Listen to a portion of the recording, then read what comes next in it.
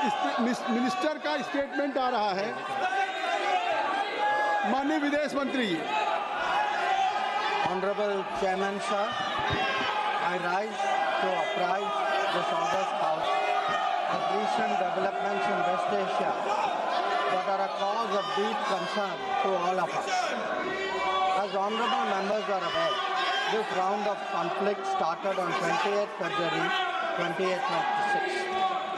It has witnessed not only fighting between Israel and the United States on one side and Iran on the other, but also attacks on a number of Gulf states.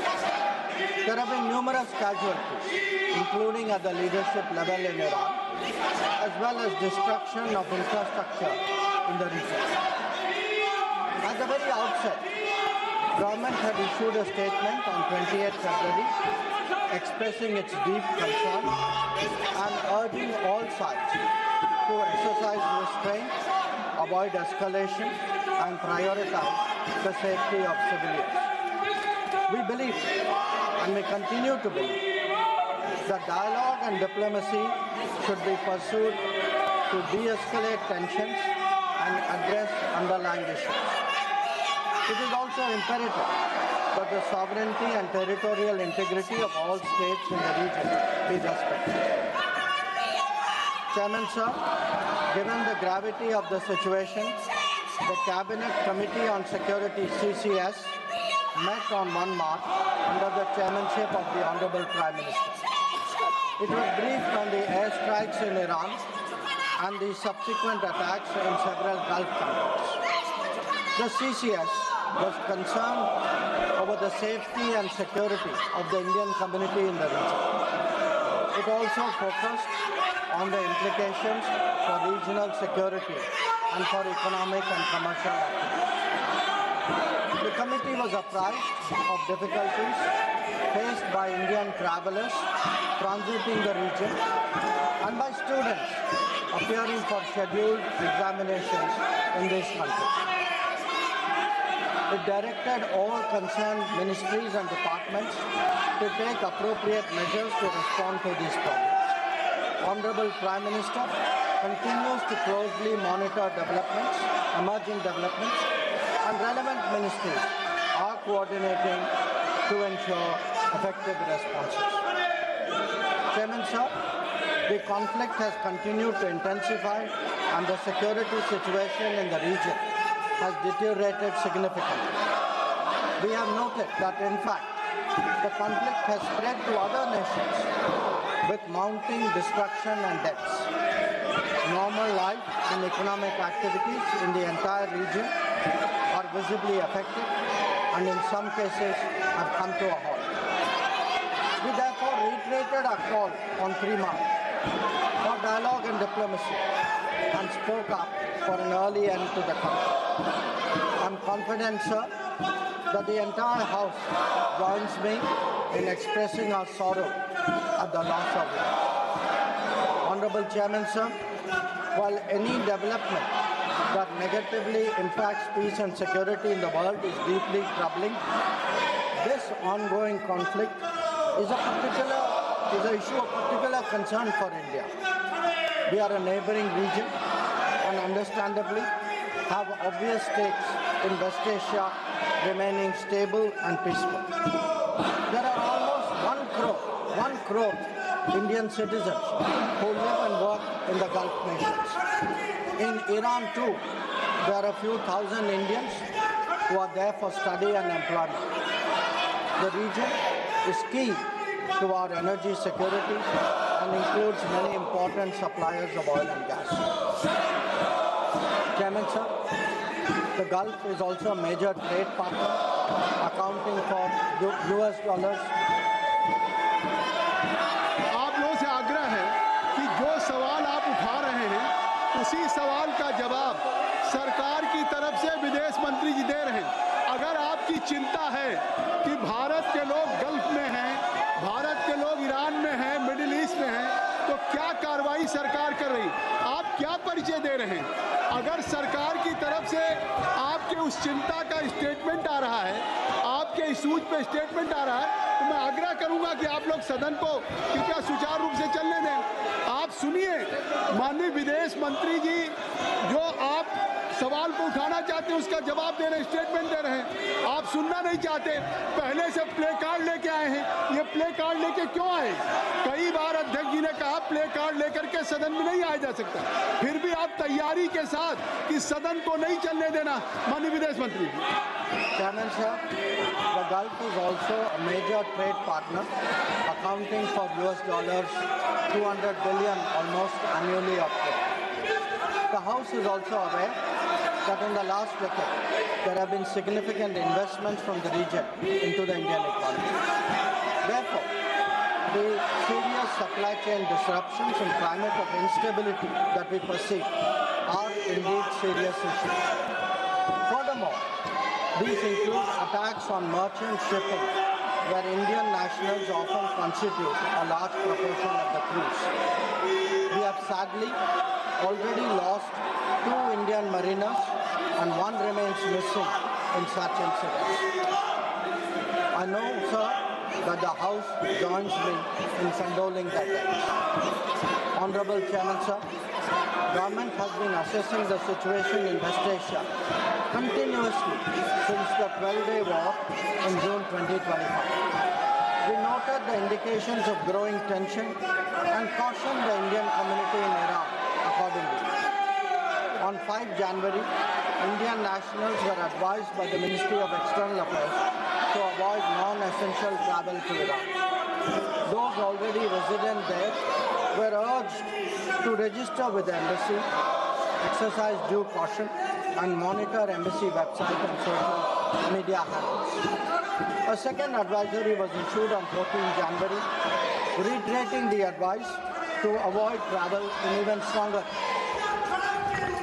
The Directorate General of Shipping Mumbai, in parallel, issued its own advisory on 14 January for Indian seafarers, asking them to follow embassy advisories and avoid unnecessary movement or shows.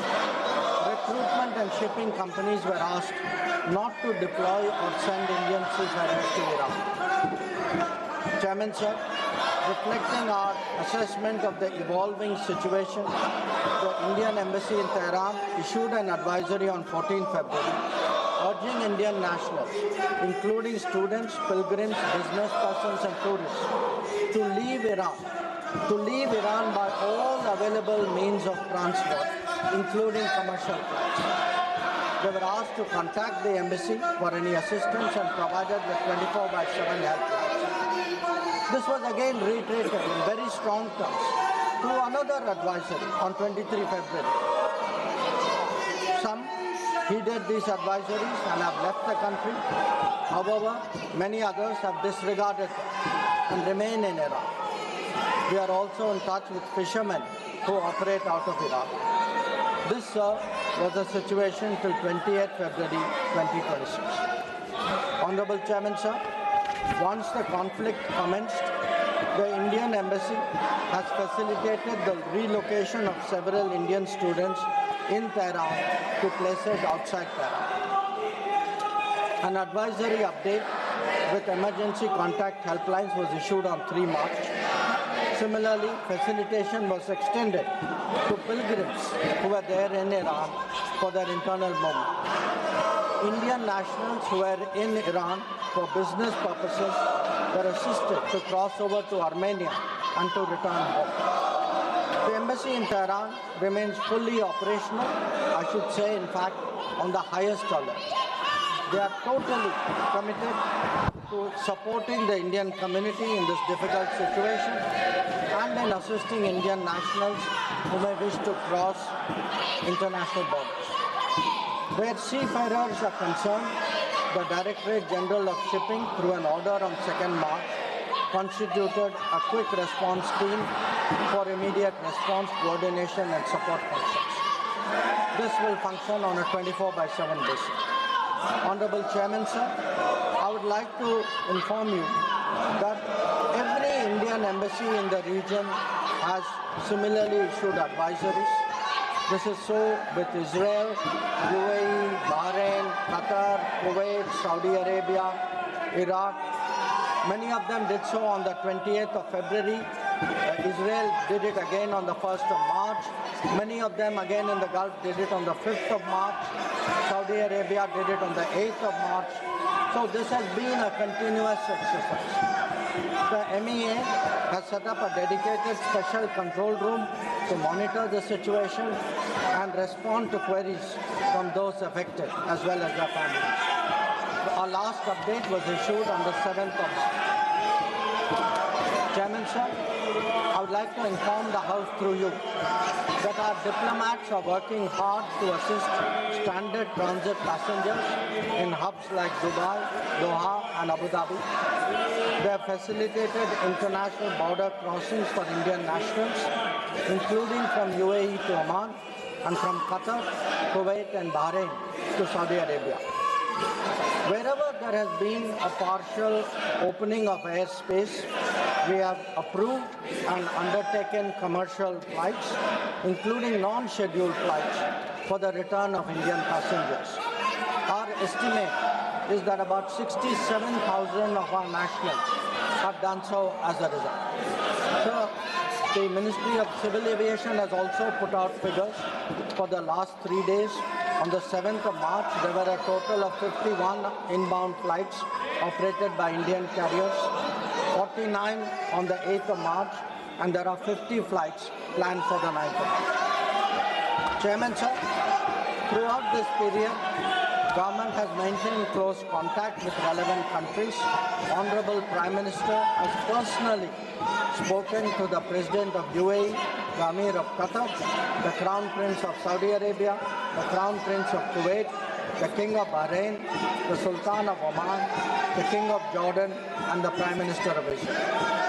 In each case, we received assurances that the well-being of the Indian community will be the priority for the host government. I have similarly been in close touch with my counterparts in these countries. Insofar as the United States is concerned, we have maintained regular contacts through diplomatic channels. While attempts have been made, contacts with Iran at the leadership level are obviously difficult at this time. I have, however, spoken to Foreign Minister Araqchi on 28th of February and the 5th of March. We will continue these high-level conversations in the coming days. So, the House will also be interested in the issue of an Iranian vessel that is currently docked in Kochi. The Iranian side had requested permission on 28th February for 3 ships in the region to dock at our ports. This was accorded on 1st of March. IRIS Lavan actually docked on 4th March in Kochi. The crew is currently in Indian naval facilities. We believe that this was the right thing to do, and the Iranian foreign minister has expressed his country's thanks for this human gesture.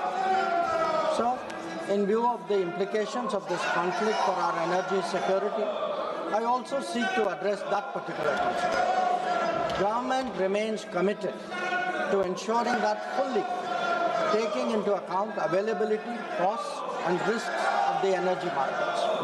For us, sir, the interest of the Indian consumer has and will always be the overriding priority. Where required, Indian diplomacy has supported the endeavors of our energy enterprises in this volatile situation. Honorable Chairman, sir, let me conclude by highlighting the 3 guiding factors of our approach. 1, India is in favor of peace and urges a return to dialogue and diplomacy. We advocate de-escalation, restraint, and ensuring the safety of civilians. 2, the well-being and security of the Indian community in the region is our overriding priority. We will continue to work with governments of the region towards that end. And 3, our national interest, including energy security and trade flows, will always be paramount. I'm confident, sir, that the government has the full support of this august House on this matter. I thank you. Thank you very much. I would request to